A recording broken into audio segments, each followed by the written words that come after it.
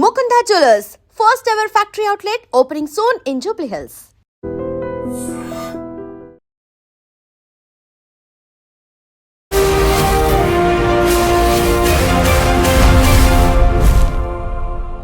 నమస్తే, welcome to iDream social spotlight with Kavitha. Cine నటుడు శివాజీ ఆడవాళ్ల వస్త్రధారణ గురించి, ఆ తర్వాత చేసినటువంటి డిరాగేటరీ కామెంట్స్ గురించి సారీ చెప్పారు. తను కేవలం సినిమాల్లో ఉన్నటువంటి హీరోయిన్లు, మహిళల గురించి మాత్రమే మాట్లాడాను. ఆ మాటలు ఎవరినైనా బాధిస్తే క్షమించండి అనేటువంటి ఒక మాటని చెప్పారు. ఆ క్షమాపణతో ఈ సమస్య అంతా సద్దుమణిగిపోయిందా? ఇది కేవలం మహిళల మీద జరిగినటువంటి అటాకా, లేకపోతే సినీ నటుల మీద జరిగినటువంటి అందులో ఉన్నటువంటి నటీమణుల మీద జరిగినటువంటి అటాక్ గా భావించాలా?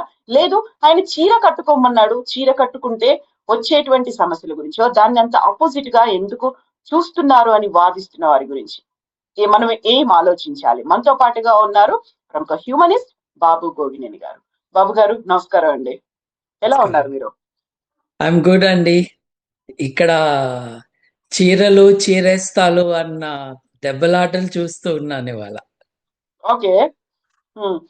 సో ఇవన్నీ డెవలప్మెంట్స్, అప్డేట్స్ ఇవన్నీ చూసిన తర్వాత శివాజీ కొన్ని గంటల తర్వాత, ఆల్మోస్ట్ ఒక 1 డే తర్వాత ఒక సారీ అయితే చెప్పారు. నిజంగా ఆ భావన కాదు, 2 తప్పుడు మాటలు దొర్లాయి అనేటువంటి ఒక మాట. అది సారీ కాదండి, చూశాను నేను. ఉమ్, 2 పదాలు నేను వాడకూడనివి వాడాను అన్నాడు. ఉమ్, ఇప్పుడు సరే, ఆ పదాలు వాడలేదు అనుకుందాం. ఇప్పుడు ఆ బూతు పదాలు లేదు, బ్యాడ్ గా మాట్లాడిన పదాలు వాడలేదు అనుకుందాం. ఉమ్, ఇప్పుడు ఒప్పుకుందామా అతను మాట్లాడింది?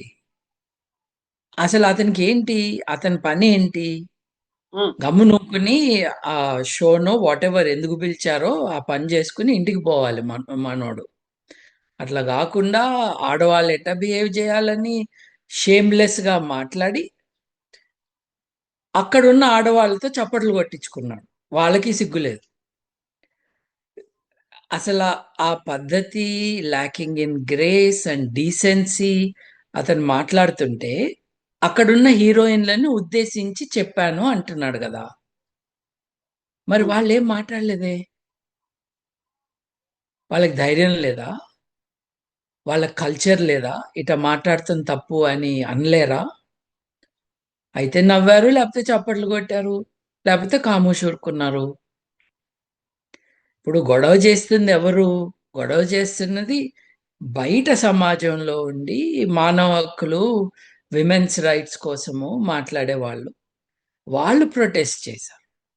ఆ ప్రొటెస్ట్కి రెస్పాన్స్గా ఆ తాగిన ఫేస్తో వచ్చి నేను ఆ 2 పదాలు అనుకుని ఉంటే బాగుండేది, అసలు మాట్లాడకుండా ఉండాల్సింది, అది మెయిన్ పాయింట్. ఎదుటి మనిషి ఏం బట్టలు వేసుకోవాలి, నువ్వు వాళ్ళల్లో ఏం చూడాలి, వాళ్ళు నీకేం చూపియాలి? ఏమన్నా ఆడాలి, ఏమన్నా డిస్ప్లేకి వచ్చారా?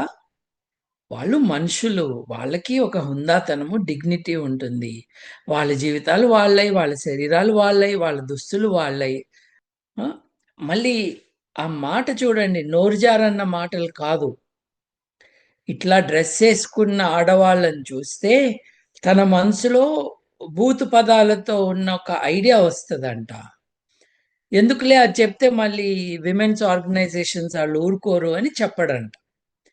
అంటే ఎంత బూతుందో చూడండి ఆ శాలిటీ మైండ్లో. సారీ చెప్తే పోయేది కాదు ఇది.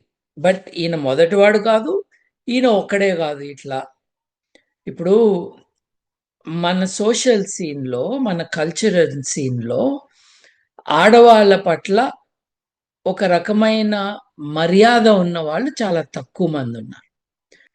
ఇట్లాంటి దరిద్రులందరికీ ఒక స్థావరం ఈ తెలుగు సినిమా రంగం. అక్కడి నుంచి వచ్చిన వాళ్ళకి ఈ terrible ideas about women, their role, their position. ఆవిడ ఆ మ్యాటర్ని ఎట్లా హ్యాండిల్ చేసినా కూడా ప్రొటెస్ట్గా, విక్టిమ్గా శ్రీరెడ్డి వచ్చి గొడవ చేసే వరకు అందరూ ఖామోషే ఊరుకున్నారు కదా. ఇది భారతదేశంలోనే కాదు, హాలీవుడ్లో ఉంది కాబట్టి మీ టూ మూవ్మెంట్ వచ్చింది. మీటూ మూవ్మెంట్ కారణంగా చాలా మంది జైలుకి వెళ్ళారు, శిక్షలు పొందారు. మన దేశంలో ఏమన్నా అయిందా? ఏం కాలేదా? శివాజీ ఒక క్లారిఫికేషన్ ఇచ్చే ప్రయత్నం చేశారు. గతంలో వెరీ రీసెంట్ గా జరిగిన 2 ఇష్యూస్, లులు మాల్ కి ఒక హీరోయిన్ వెళ్ళింది, ఆమె మీద అందరూ అటాక్ చేసినటువంటి పరిస్థితి. ఒక రకంగా చాలా ప్రొటెక్షన్ తో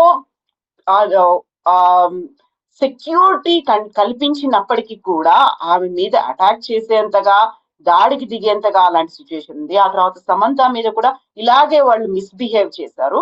బట్ మనం ప్రాపర్ గా డ్రెస్ చేసుకొని ఉంటే, నేను ఓన్లీ సినిమాలో ఉన్నటువంటి నటీమణుల గురించి మాత్రమే చెప్తున్నాను, ఇలాంటి ఇన్సిడెంట్స్ జరగకుండా ఉండేవి కదా అని మాత్రమే అన్నాను అనేది. ఇట్లాంటి ఇన్సిడెంట్స్ జరగకుండా ఉండాలంటే ఆ ఎదవల్ని రానీకుండా చేయాలి. ఇప్పుడు పనికిరాని జాతిని తీసుకొచ్చి వాళ్ళతో చప్పట్లు కొట్టించాలని వాళ్ళందరికీ ఎంట్రన్స్ ఇచ్చిన కారణంగా అక్కడికి వెళ్ళిన ఒక ఆవిడ నగ్నంగా వెళ్ళిందా? కాదే.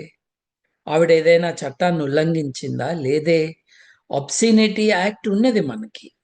మనకి ఈ రిప్రజెంటేషన్ ఆఫ్ విమెన్ అన్నది ఎలా చేయాలి, ఎవరు చేయకూడదు అన్నవి చట్ట ప్రకారం చాలా క్లారిటీతో ఉన్న రెగ్యులేషన్స్ అవి. వాటిని ఏమీ ఆవిడ బ్రేక్ చేయలేదు. సమంత కావచ్చు, మీరు చెప్పిన లూలు మాల్కి వచ్చిన హీరోయిన్ గారు కావచ్చు, వాళ్ళు ఏం తప్పులు చేశారు? ఇప్పుడు దొంగలున్నారు, దుర్మార్గులున్నారు, దరిద్రులున్నారు, గుండాలున్నారు నీ చుట్టూ అన్న విషయం నువ్వు గుర్తిస్తే, నిజంగా గుర్తిస్తే, మగవాళ్ళ ప్రాబ్లంని ఆడవాళ్ళ మీదకి నువ్వు నెట్టవు. ఈ బాధ్యత ఆడవాళ్ళదా, మగవాళ్ళదా? ఇది కదా మనం మాట్లాడుకోవాల్సింది. ఇక్కడ తప్పులేం చేశారు? సరే, ఓకే, ఇది సరిగ్గా బట్టలేసుకోకుండా ప్రొవోక్ చేసిన కారణంగా జనాలు వచ్చి మీద పడ్డారు, చేతులేశారు అని అనుకుందాం. అది నిజం కాదు కానీ అట్లా అనుకుందాం. ఇప్పుడు భారతదేశంలో 25,000 రేపులు ప్రతి సంవత్సరం జరుగుతాయండి. Officially recorded. పోలీసులకి చెప్పకుండా పరువు పోతుందనో, లేకపోతే కుటుంబ సభ్యులే చేస్తున్నారు కాబట్టి ఇది చెప్పుకోలేక కుమిలిపోయి కొన్ని సోషియోలాజికల్ ఎస్టిమేట్స్లో రిపోర్ట్ అయిన దానికి 10 రెట్లు ఎక్కువ జరుగుతూ ఉన్నాయి రేప్స్ అని అంటున్నారు. సరే, 10 రెట్లు పక్కన పెడదాం, ఈ 25,000 తీసుకుందాం. ఈ 25,000లో పోక్సో చట్టం కింద ఎంతమంది కేసులు బుక్ అయినాయి? 70% కేసులు పోక్సో చట్టం కింద అయినాయి. అంటే చిన్న పిల్లలు. వీళ్ళల్లో small number of people officially recorded are boys, but లార్జ్గా గర్ల్స్. ఆ స్టాటిస్టిక్స్ డిస్కషన్ ఇవాళ మన సబ్జెక్ట్ కాదు కాబట్టి will leave that. But boys are really badly damaged by sexual abuse. ఇది రాదు బయటికి. But the fact is, boys are being sexually abused at industrial level. However, మనం రిపోర్ట్ల వరకే చూసుకుని ఎఫ్ఐఆర్ల వరకు చూసుకుంటే 25,000లో 70% పోక్సో. అంటే ఏంటండి? ఈజ్ ఆఫ్ క్యాల్కులేషన్కి 15,000-16,000 మంది చిన్న పిల్లలు రేప్కి గురయ్యారు. అది జరిగిన తర్వాత వారి తల్లిదండ్రులు, ఇంట్లో పెద్దలో ఆ బిడ్డను తీసుకుని పోలీస్ స్టేషన్లో కంప్లైంట్ ఇచ్చారు. పిల్లలు ఏం చేశారు? పిల్లలు శరీరం కూడా పూర్తిగా డెవలప్ కాని వయస్సులో ఉన్న పిల్లల్ని మగవాళ్ళు రేప్ చేసినప్పుడు ఆ పిల్లలు ఏం తప్పు చేశారు? చీర కట్టుకోలేదా? చీర సరిగ్గా కట్టుకోలేదా? ప్యాంటు సరిగ్గా వేసుకోలేదా? వాళ్ళు ఏం చేశారు? ముసలి వాళ్ళని రేప్ చేశారు. ఈ మధ్య మన న్యూస్లో చూస్తున్నాము, ముసలి వాళ్ళు 70 ఏళ్ళు 80 ఏళ్ళు నిండిన వాళ్ళని రేప్ చేశారు. తప్పు చేస్తున్నది మగవాళ్ళు, నువ్వు దోషిగా నిలబెడుతుంది ఆడవాళ్ళని. ఇది ఒక మిజోజినిస్టిక్ కల్చర్లోనే జరుగుతుంది. మనం ఎక్కడైతే ఆడవాళ్ళ పట్ల గౌరవం లేకుండా ఉంటామో, ఎక్కడైతే ఎవరి తప్పునైనా సరే ఆడవాళ్ళ మీదకి తోసేసే ఎంతూజియాజంలో ఉంటామో, మగవాళ్ళ సుఖానికి ఆడవాళ్ళు బాధ్యులుగా చేస్తాము. మీరు చెప్పండి, సంవత్సరంలో ఎన్ని ఆ ఎన్ని వారాలు పస్తుంటారండి ఆడవాళ్ళు వాళ్ళ భర్తల ఆరోగ్యాల కోసం? ఏంటది? వాళ్ళు బాధ్యులా? వీళ్ళు భర్తకు ఆరోగ్యం బాగుండాలంటే భార్య తినకుండా ఉంటే బాగవుతుందా? డాక్టర్ దగ్గరికి పొండరా పిచ్చోళ్ళారా. ఇట్లాంటివి ప్రతిదానికి ఆడవాళ్ళ మీదనే బాధ్యత వేసేయటం. మీరు how can you accept that Andhra Pradesh గవర్నమెంట్కి హ్యూమన్ వాల్యూస్ చెప్పటానికి, మొరాలిటీ నేర్పించడానికి ఒక ప్రవచనకర్తను తీసుకొచ్చి, చాగంటి కోటేశ్వరరావు అని ఆయన తీసుకొచ్చి, ఆయనతో పిల్లలకి ఫ్యామిలీ వాల్యూస్ ఇవన్నీ నేర్పిస్తారంట. ఆయన ఏం చేశాడు? తన ప్రవచనాల్లో మగవాడు స్నానం చేసి బాల్టీలో కాసి నీళ్ళు వదిలేసి దాంట్లో టవల్ పడేస్తే భార్య వచ్చి ఆ టవల్ని పిండి దాన్ని ఆరేస్తే ఆవిడ ఆరోగ్యం బాగవుతుందని చెప్పాడు. భార్యల స్థానం ఇది అని చెప్పే వ్యక్తి రేపు పిల్లలకి ఆడవారి పట్ల గౌరవంగా ఉండాలని మగవాళ్ళకి నేర్పించగలడా? ఈ శివాజీ అనే అతను నోరు జారి మాట్లాడాడో, కండ కావరం ఎక్కువై మాట్లాడాడు.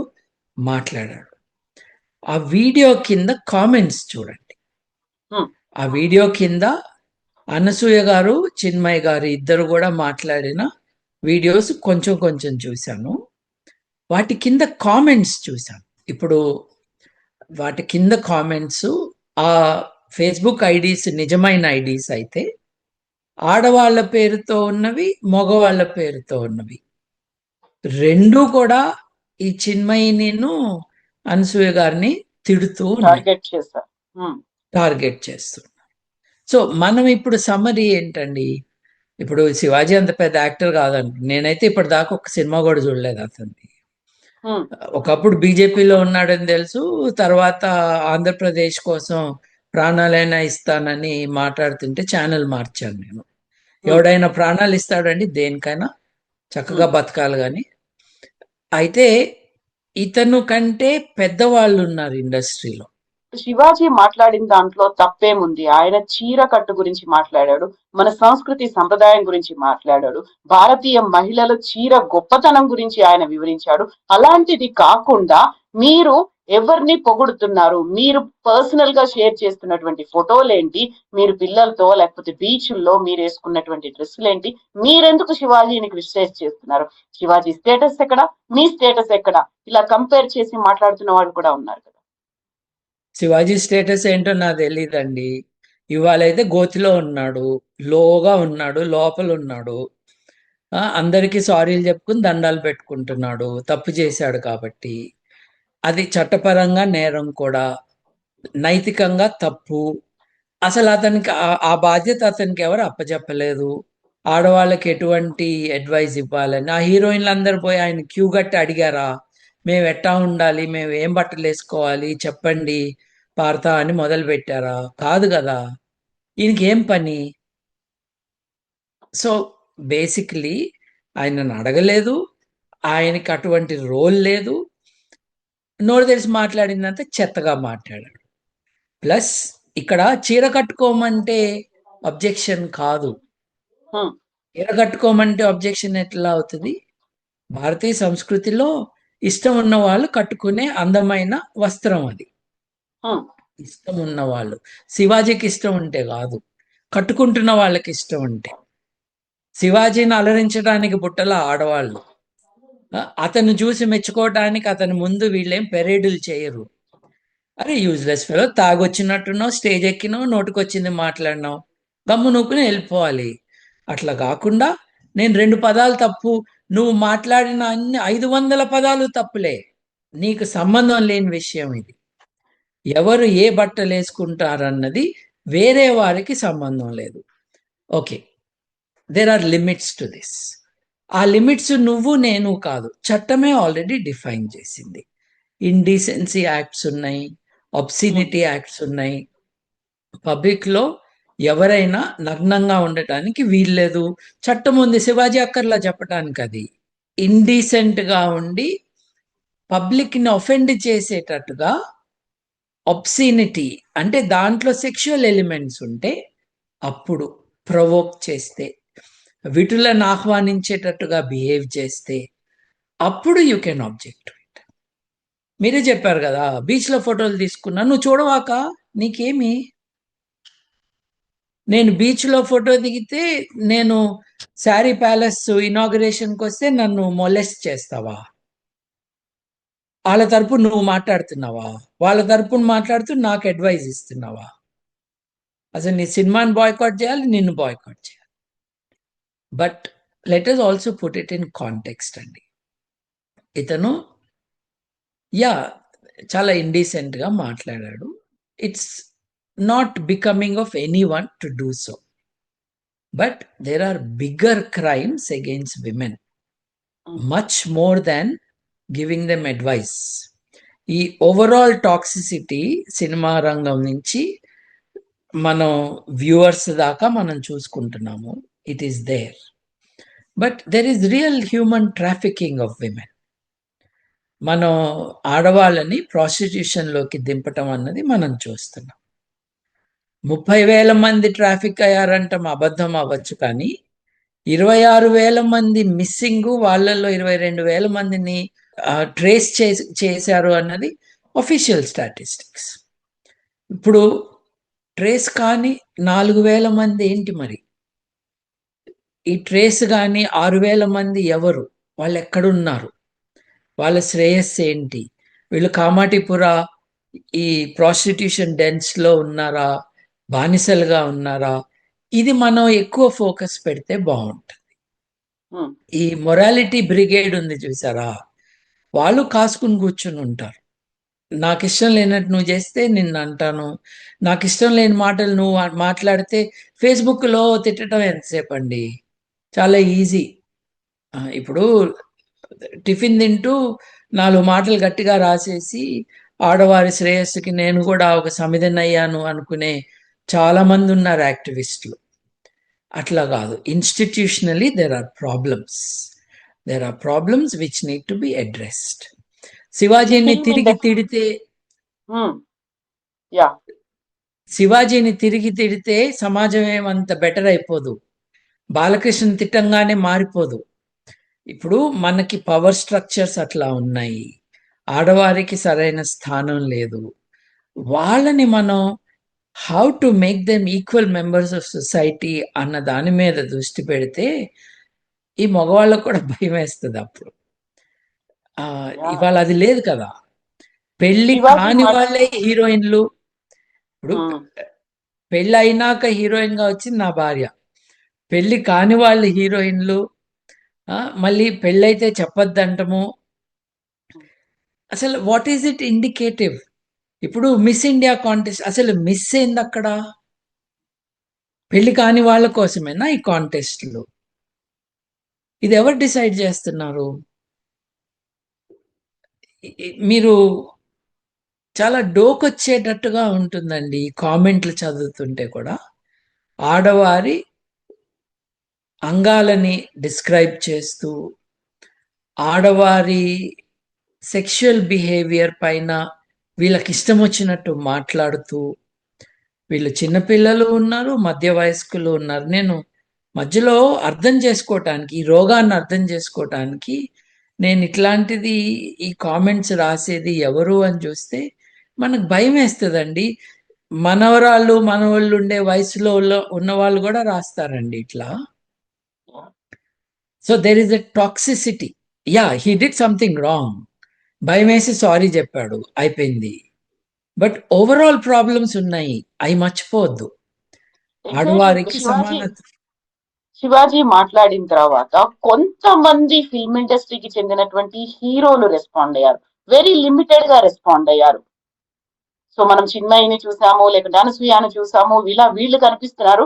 బీయింగ్ ఏ ఉమెన్ వాళ్ళు ఫిల్మ్ ఇండస్ట్రీలో ఉన్నారు కాబట్టి వాళ్ళు దేవర్ ఓకల్ అని అనుకున్నప్పుడు ఫిల్మ్ ఇండస్ట్రీ అంతా రెస్పాండ్ అవ్వలేదు. అంటే అది కేవలం శివాజీ చేసినటువంటి వ్యాఖ్యలుగా చూసారా, లేకుంటే అది వ్యక్తిగతమైంది మాకు సంబంధం లేదనుకున్నారా? అండ్ మెయిన్ క్వశ్చన్, ఒక ప్రైమరీ క్వశ్చన్ ఏంటంటే, మీరు ఇలా కనిపించండి అంటున్నారు, బట్ సినిమాల్లో వాళ్ళు అలా ఏం కనిపించట్లేదే, వాళ్ళకి ఆ చాయిస్ కూడా లేదే.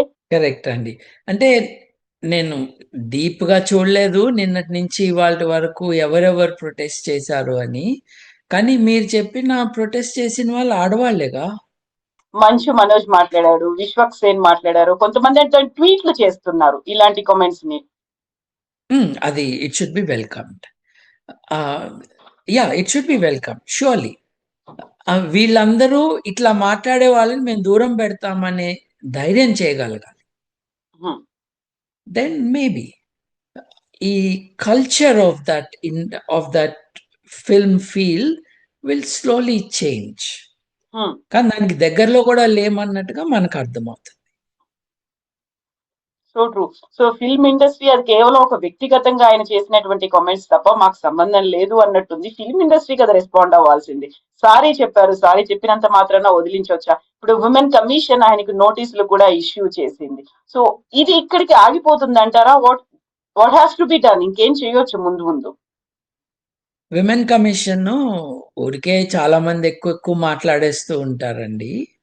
అది సివిల్ కోర్టు పవర్స్ తప్పించి ఏమీ ఉండవు విమెన్స్ కమిషన్కి. విమెన్స్ కమిషన్కి ఒక పవర్ఫుల్ విమెన్స్ రైట్స్ యాక్టివిస్ట్ని మీరు నియమిస్తే వాళ్ళు ఈ సినిమా వాళ్ళు పిచ్చి పిచ్చిగా మాట్లాడినయే కాదు, real big problems, concrete problems in society మీద డీజీపీలకి మినిస్టర్లకి నోటీసులు పంపించి మీరు వచ్చి చెప్పండి ఏం చేస్తున్నారు మీరు అని అడిగే అవకాశం ఉంటుంది. ఇప్పుడు పేపర్లో బాగా పబ్లిసిటీ రాగానే నువ్వు లెటర్ రాయాలి, మంచిదే. But that's not your primary purpose and role. ఇప్పుడు ఆ భార్యాభర్తలు ఈడిపోతున్నారని ఎవడో తలకు మాసినోడు ఏదో ఒక జ్యోతిష్యం చెప్తే వాళ్ళకి నోటీసులు ఇవ్వటమేనా వీళ్ళ పని? ఇప్పుడు విమెన్స్ కమిషను స్టాటిస్టికలీ ఆడవాళ్ళ పొజిషన్ ఏంటి, వాళ్ళ న్యూట్రిషనల్ లెవెల్స్ ఎట్లా ఉన్నాయి, వాళ్ళకి మంచి ఫుడ్ అందుతుందా లేదా, what is the gender gap, పిల్లలు స్కూల్కి వెళ్ళటము ఆడపిల్లలు రజస్వాలు అయినాక మానేస్తున్నారు, why are they stopping, what are the factors?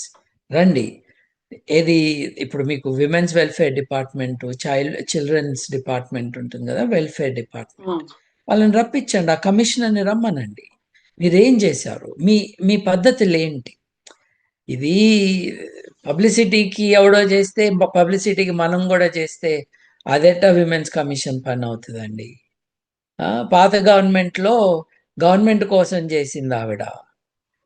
There is no real change in the way a women's commission should be operating. అది మారాలి. పబ్లిసిటీ పనులు కాదు, సిస్టమిక్ చేంజెస్ని మానిటర్ చేయాలి. ఎక్స్పర్ట్స్ని పెట్టుకుని మీరు చెప్పింది ఇది జరుగుతుంది, ఇది సమాధానం చెప్పండి అని నిలదీయాలి. ఇప్పుడు మిగతా ఉన్నాయి చూడండి, అవి పోలీస్ కంప్లైంట్తో అవుతాయి. ఇప్పుడు విమెన్స్ కమిషన్ ఎందుకు రాయాలి? నోరు జారి మాట్లాడాడు, it is a violation of the law, police complaint ఇస్తే అయిపోయి. అసలు విమెన్స్ కమిషన్కి ఏం పని నాకు అర్థం కావట్లేదు. Women's commission పనులేంటి?